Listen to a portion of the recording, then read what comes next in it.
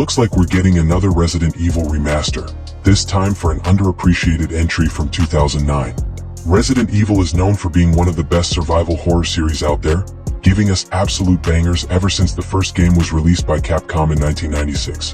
However, following the huge success of Resident Evil 4 in 2005 on the Nintendo GameCube, this beloved survival horror series took a new direction for better or worse. While the original Resident Evil 4 had its fair share of horror and tension, the Regenerators being a prime example, it was also very action-oriented. Don't get me wrong, I love RE4, but it's no survival horror game in my opinion.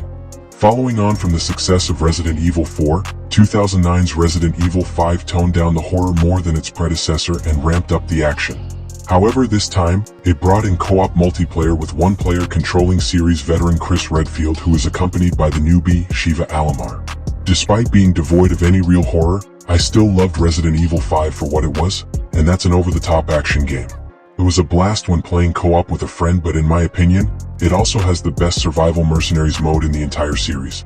Over the years, Resident Evil 5 would get several re-releases, but rather than being proper remasters, they were pretty much straight-up ports bundled with all previously released DLC, including the fantastic story content Lost in Nightmares.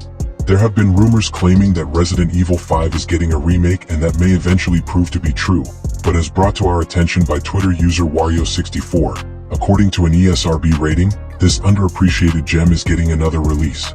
It's highly unlikely that this is related to a Resident Evil 5 remake, and there's a good chance that it could be yet another simple port. That being said, fans of the series will be hoping that RE5 will be getting a remaster with improved visuals and performance on current-gen consoles. The ESRB rating only mentions Xbox Series consoles, but it's very unlikely to be a Green brand exclusive, so I expect that it will simultaneously release on PlayStation 5 also. We'll keep you posted when Capcom makes an official announcement.